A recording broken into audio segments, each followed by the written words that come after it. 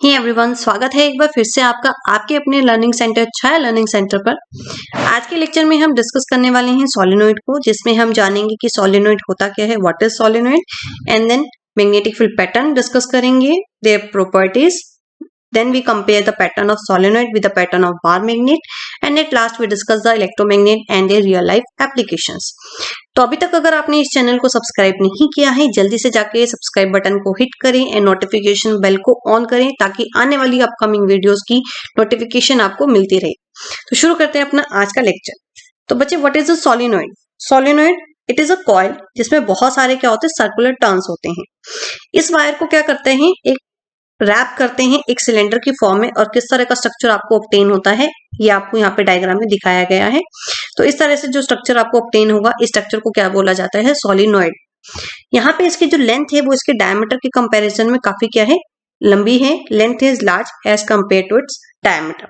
तो सोलिनॉइड एक कॉइल को जब आपने क्या किया, बहुत सारे सर्कुलर टर्न्स दिए इस वायर को और कैसे रैप कर दिया इसको एक सिलेंडर की शेप में, तो ये जो पूरा स्ट्रक्चर आपको मिलेगा, इस स्ट्रक्चर को क्या बोलेंगे है, सोलिनॉइड।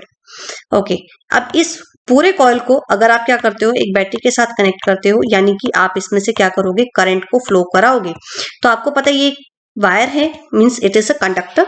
ये क्या करेगी, कंडक्ट करेगी। When the electric current flows, यहाँ पे इलेक्ट्रिक करंट के फ्लो करने से क्या प्रोड्यूस होगा, मैग्नेटिक फील्ड प्रोड्यूस होगा। वही मैग्नेटिक फील्ड पैटर्न आपको जानना है कि मैग्नेटिक फील्ड पैटर्न किस तरह से फॉर्म होगा।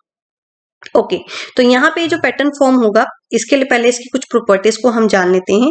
यानी कि इसका जो एक एंड है वो साउथ पोल की तरह एक्ट करेगा और दूसरा एंड किस तरह से एक्ट करेगा, नॉर्थ पोल की तरह एक्ट करता है। अब इससे पहले हमने एक बार मैग्नेट को डिस्कस किया था। बार मैग्नेट में हमने जाना था ये हमेशा ही पेयर में एग्जिस्ट करता है।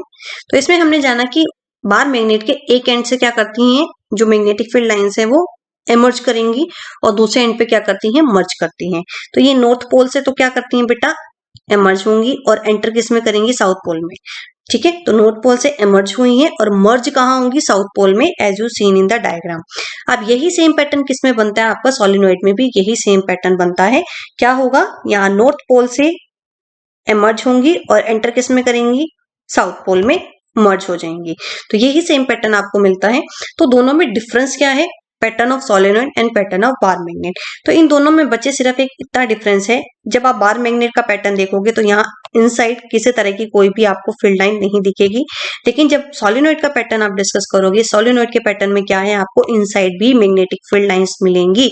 और ये मैग्नेटिक फील्ड लाइंस कैसी हैं, ये मैग्नेटिक फील्ड लाइन स्ट्रेट हैं, जिसका मतलब क्या है, हर पॉइंट पे जो मैग्नेटिक फील्ड है वो क्या रहेगा, सेम रहेगा, यानी कि क्या रहेगा, यूनिफॉर्म रहेगा। तो एक पॉइंट यहाँ पे आपको क्लियर हो गया कि inside the solenoid the magnetic field is uniform, whereas in bar magnet there is no magnetic field inside the bar magnet। तो इन दोनों में सिर्फ एक इतना सा डिफरेंस है, बाकी इसमें कोई डिफरेंस नहीं है। ओके,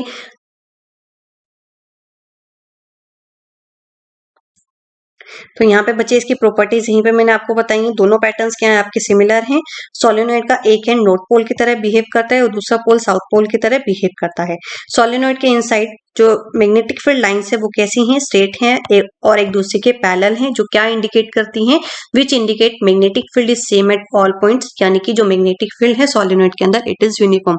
मोस्ट इंपॉर्टेंट क्वेश्चन है, पूछा जा सकता है कि inside the solenoid magnetic field कैसा होता है। तो inside the solenoid magnetic field uniform होता है, लेकिन बार मैग्नेट में मैग्नेटिक फील्ड जीरो होता है inside the bar magnet.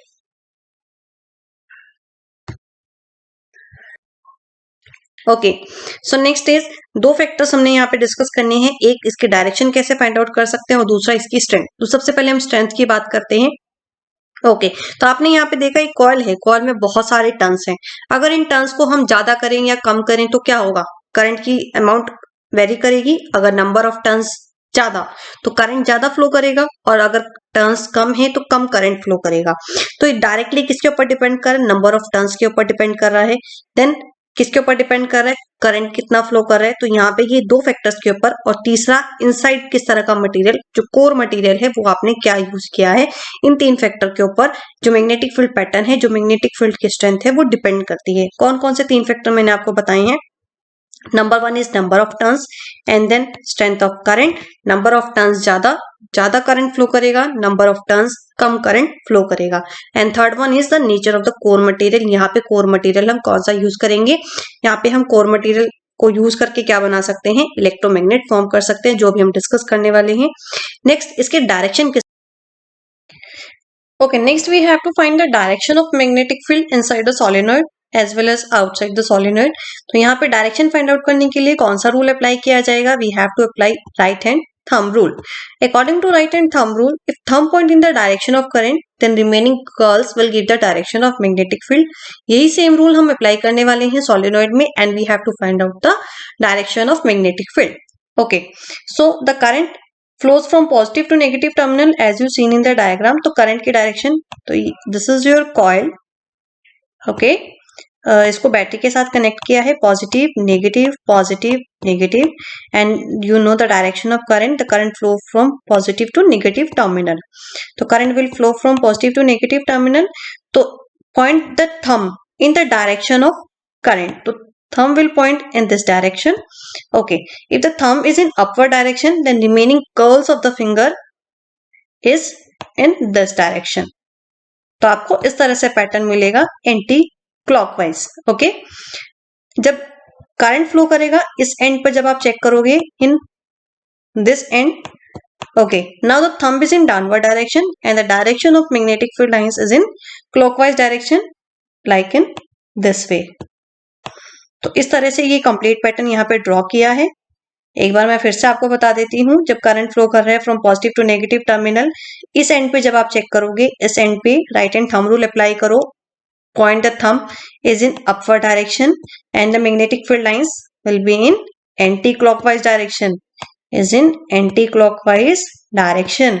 Okay, on the other end, on the north pole, the current will be in downward direction and the magnetic field is in clockwise direction. तो इस तरह से ये complete pattern बना है। आपको पता है ये कॉइल है, ये सेम कंसेप्ट हम किस में कर चुके हैं, जब हमने डिस्कस किया magnetic field due to current carrying loop, तो वहां पे भी ये पैटर्न हम ऑब्टेन कर चुके हैं। कोसेंट्रिक सर्कल की फॉर्म में बनेगा, और ये जो कंप्लीट पैटर्न है वो सेम किसकी तरह एक्ट करता है, एक बार मैग्नेट की तरह। इन दोनों में सिर्फ एक डिफरेंस है, inside the solenoid the magnetic field is uniform, और बार मैग्नेट में इनसाइड किसी तरह का कोई भी मैग्नेटिक फील्ड नहीं होता। तो इस तरह से हमने दो चीजें इसमें डिस्कस की, स्ट्रेंथ किस तरह से प्रोड्यूस, जो यहाँ पे मैग्नेटिक फील्ड बना है इसकी स्ट्रेंथ कौन कौन से फैक्टर के ऊपर डिपेंड करता है, and second one, how you will find out the direction of magnetic field lines. Okay, अब स्ट्रॉन्ग मैग्नेटिक फील्ड प्रोड्यूस करने के लिए क्या करें, यहाँ पे ये जो कोर है, जो कॉइल है, यहाँ पे क्या कर दो, एक मैग्नेटिक मटेरियल प्लेस कर दो। अब मैग्नेटिक मटेरियल कौन सा प्लेस करें, तो यहाँ पे हम यूज करेंगे सॉफ्ट आयरन कोर को। तो यहाँ पे इनसाइड हम किसको यूज करेंगे, सॉफ्ट आयरन को यूज करने वाले हैं।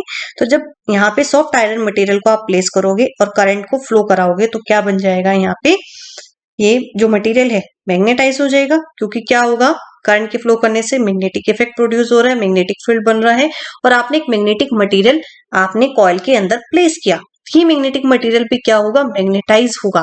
कब तक मैग्नेटाइज होगा, जब तक क्या करोगे, आप उसके अंदर करंट फ्लो कराओगे। जैसे ही current of magnetic properties loss, तो आपको यहाँ पे इस तरह का मटेरियल यूज करना है जो कौन सी प्रॉपर्टी एग्जिबिट करे, कि जब तक उसमें करंट फ्लो हो तब तक तो मैग्नेटिक प्रॉपर्टीज शो करे, और जब मैग्नेटिक प्रॉपर्टीज आपको क्या करनी है, खत्म करनी है, तो आप करंट की सप्लाई को ऑफ कर दो, करंट को स्विच ऑफ कर दो, then the magnetic property will be loss. तो यहाँ पे इस तरह के मैग्नेट को क्या बोला जाता है, इलेक्ट्रोमैग्नेट। इलेक्ट्रोमैग्नेट दो वर्ड से बना है। इलेक्ट्रिसिटी का यूज करके क्या बना रहे हो आप, एक मैग्नेट बना रहे हो। कैसे बनाया आपने, ये कॉइल था बेटा, ये आपको ये सिंपल कॉइल दिखाई है, ये सिंपल कॉइल है इस तरह से।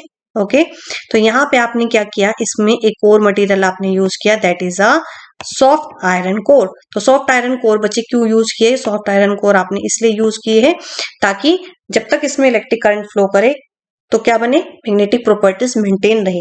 लेकिन जैसे ही आप इसमें मैग्नेटिक प्रॉपर्टीज लॉस करना चाहते हो, आप इलेक्ट्रिसिटी को ऑफ करोगे, तो सॉफ्ट आयरन सारी मैग्नेटिक प्रॉपर्टीज लॉस कर देता है, इसलिए यहाँ पे सॉफ्ट आयरन को यूज किया। स्टील को हमने यहाँ पे यूज नहीं किया, क्योंकि स्टील की मैग्नेटिक प्रॉपर्टीज लॉस नहीं होती। तो ये भी एक क्वेश्चन आपसे पूछा जा सकता है कि why soft iron is used as a electromagnet. तो चलिए रैप अप करते हैं अपना आज का लेक्चर। तो आज के लेक्चर में हमने जाना सोलेनोइड को। सोलेनोइड एक कॉइल है जिसपे बहुत सारे सर्कुलर टर्न्स होते हैं और इस वायर को किस तरह से रैप किया जाता है, एक सिलेंडर की शेप में रैप किया जाता है।